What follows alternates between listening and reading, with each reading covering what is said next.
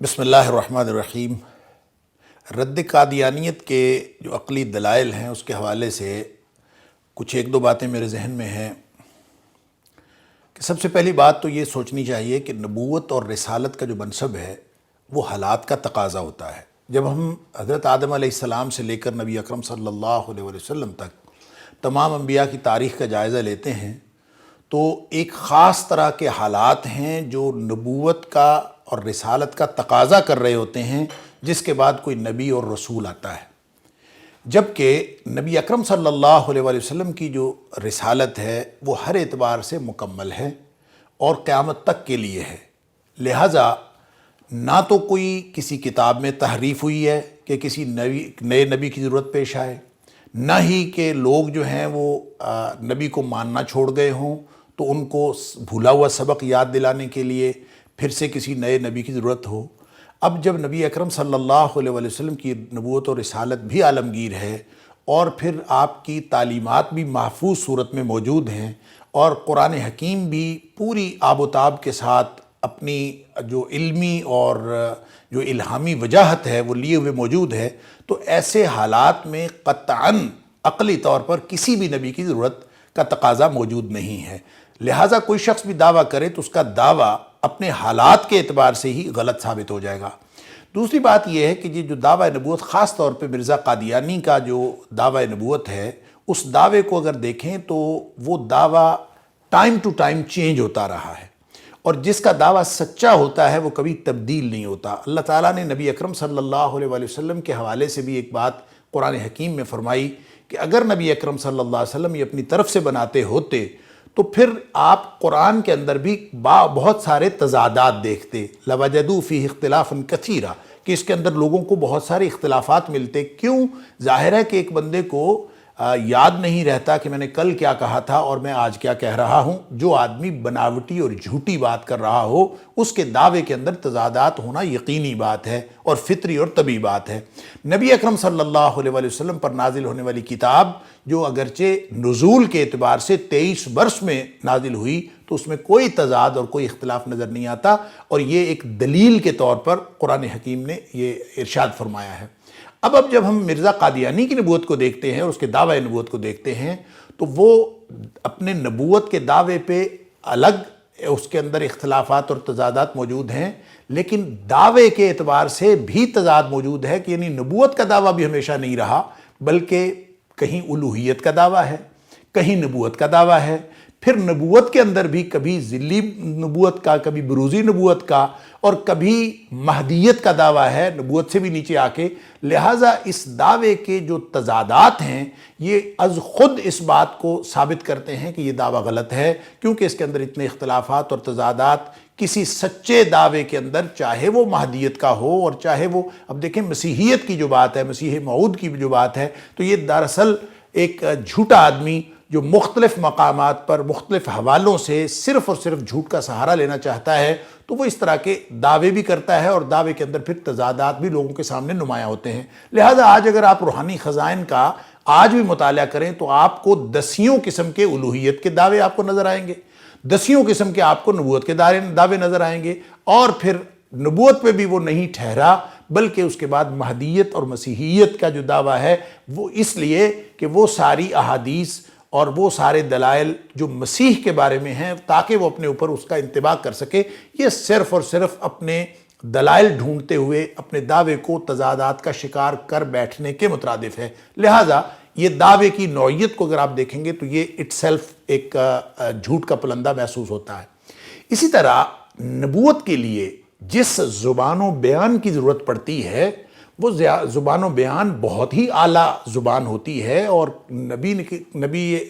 نبی محترم حضرت محمد کریم صلی اللہ علیہ وسلم کی اکیلی بات نہیں ہے، بلکہ حضرت آدم علیہ السلام سے لے کر ہر نبی کا جو زبان اور بیان کا شائستہ ہونا ہے یہ نبوت کے منصب کے لیے ایک لازمی تقاضا ہے۔ کبھی بھی ناشائستہ زبان کسی نبی کے لائق شان نہیں ہو سکتی، جبکہ ہم اگر مرزا قادیانی کی تصانیف آپ دیکھ لیں اور اس کے جتنے بھی حالات آپ پڑھ لیں تو آپ کو اس قدر غلیظ زبان نظر آتی ہے اور اس قدر گھٹیا زبان استعمال کی ہوئی نظر آتی ہے کہ جو عام انسان کے بھی شایان نشان نہیں ہے، چہ جائے کہ وہ کسی نبی کے شایان نشان ہو۔ لہٰذا زبان و بیان اس کا آپ تفصیلی مطالعہ کر سکتے ہیں، یہ بھی اس بات کی وضاحت کرتا ہے۔ اسی طرح پھر جو کردار ہوتا ہے، نبی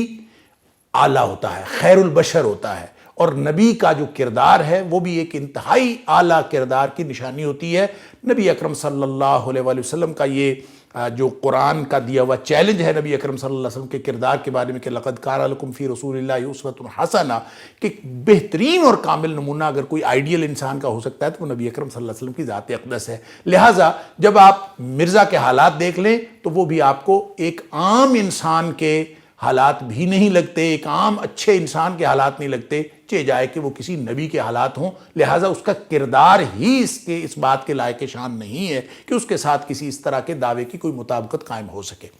ایک اور بات جو میں عرض کرنا چاہتا ہوں وہ ہے حسب نسب۔ نبی عالی نسب ہوتے ہیں، نبوت کا منصب عام لوگوں میں نہیں آتا، نبوت کا منصب ہمیشہ خاص لوگوں میں آتا ہے۔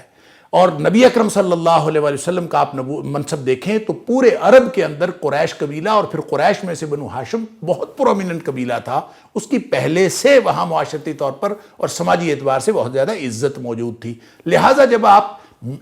نبوت اور منصب کے اس تقاضے کو دیکھتے ہیں تو عقلی طور پر حسب اور نسب کے اعتبار سے مرزا غلام احمد قادیانی کو دیکھتے ہوئے سارے کے سارے وہ معیارات دم توڑ جاتے ہیں کہ اس کے اندر کسی بھی طرح کی سماجی طور پر پرومیننٹ ہونا اور نمایاں ہونا اور کسی کردار کے اعتبار سے یا قبیلے کے اعتبار سے نمایاں ہونا تو دور کی بات ہے، آج تک ان کے خاندان کے بارے میں بہت سارے شکوک و شبہات ہیں جن کو ایڈریس نہیں کیا جا سکا اور جن کا کوئی تسلی اور تشفی بخش جواب نہیں بن سکا۔ لہٰذا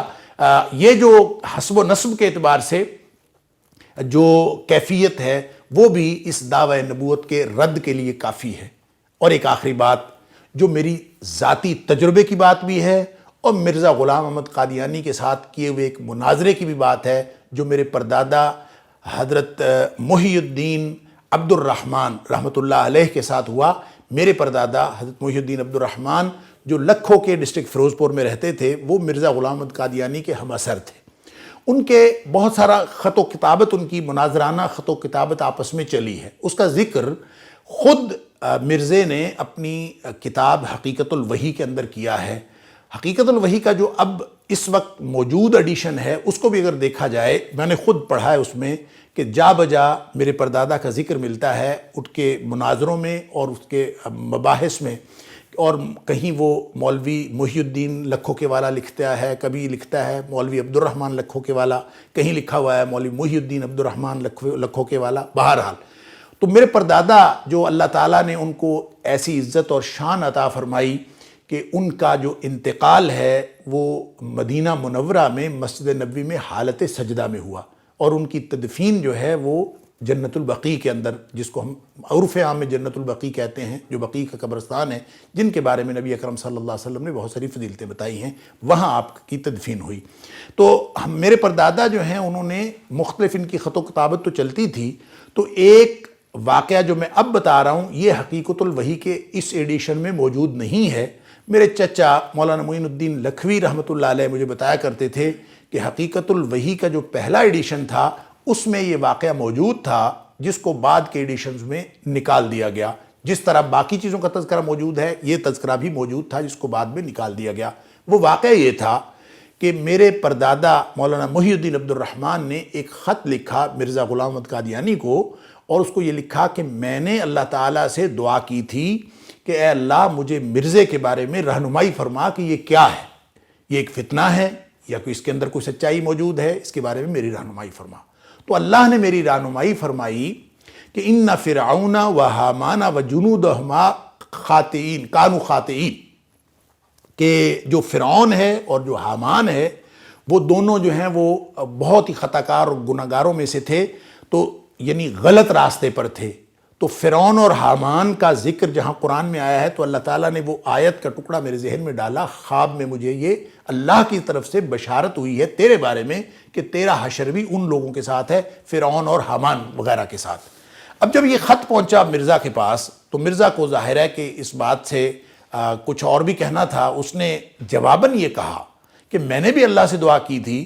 کہ محی الدین عبد الرحمن کے بارے میں مجھے تو رہنمائی فرما. تو میرے اللہ نے مجھے رہنمائی کی ہے ان شانیہ کا هو الابتر، کہ تیرے دشمن کی نسل آگے نہیں چلے گی. لہٰذا اس نے اپنی پیشین گوئی کے طور پر ایک دعویٰ کیا، جس طرح اس کے دیگر جھوٹے دعوے ہیں اسی طرح اس نے ایک اور دعویٰ کر دیا کہ یہ جو محی الدین عبد الرحمن ہے اس کی نسل آگے نہیں چلے گی. جس وقت وہ یہ دعویٰ کر رہا تھا اور اس کو پھر حقیقت الوحی کے اندر درج کر رہا تھا، اس وقت میرے پردادا کی اولاد نرینہ موجود نہیں تھی.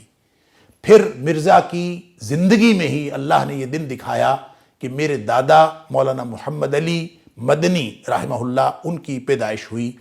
لوگوں نے جا کے مرزا سے بات کی کہ تمہارا دعویٰ تو یہ تھا کہ اس کی اولاد نہیں ہوگی اور اس کی اولاد نرینہ ہو گئی ہے. تو اس نے کہا کہ کوئی بات نہیں، ایک بیٹا اگر ہو بھی گیا تو یہ نسل آگے نہیں جا سکتی.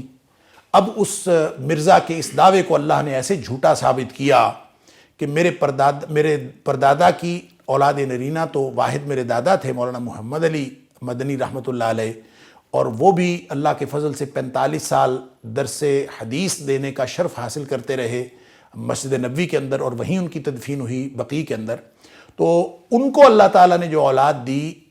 جو بیٹیوں کے علاوہ 4 بیٹے عطا فرمائے. 2 بیٹے ان کے سعودی عرب میں، ان کی ایک شادی سعودی عرب میں تھی، اور 2 بیٹے پاکستان میں، مولانا محی الدین لکھوی اور مولانا معین الدین لکھوی. یہ بیٹیوں کے علاوہ میں بات کر رہا ہوں. پھر ان 4 بیٹوں سے اور ان کی بیٹیوں سے میری 4 پھوپھیاں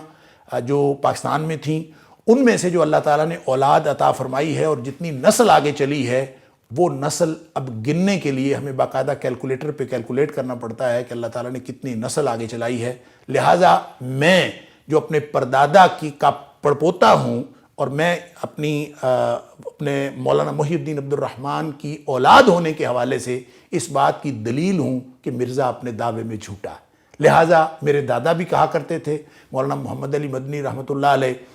ممبر پہ کھڑے ہو کے کہا کرتے تھے کہ جس نے مرزا کے جھوٹے ہونے کی دلیل دیکھنی ہو وہ مجھے دیکھ لے، اور ہماری جو پوری نسل آگے چلی ہے اللہ کے فضل سے اللہ تعالیٰ قیامت تک ہمیں دین پر قائم رکھے اور ہماری نسل کو دین پر قائم رکھے اور دین کا علمبردار بنائے. یہ ہماری پوری نسل جو ہے وہ مرزا غلام احمد قادیانی کے دعوی نبوت نہیں بلکہ ان کے تمام دعاوی کے جھوٹا ہونے کی ایک بہت بڑی دلیل ہے، اور اس میں خود جو موجود ہوں میں بھی اسی دلیل میں شامل ہوں. اللہ تعالیٰ مجھے اور آپ کو عقلیت کے مطابق بھی اور عقل کے تقاضوں کے مطابق بھی اور فہم و تدبر کے تقاضوں کے مطابق بھی کتاب و سنت کو سمجھنے کی اور اس پر عمل کرنے کی توفیق عطا فرمائے. وآخر دعوانا ان الحمدللہ رب العالمین.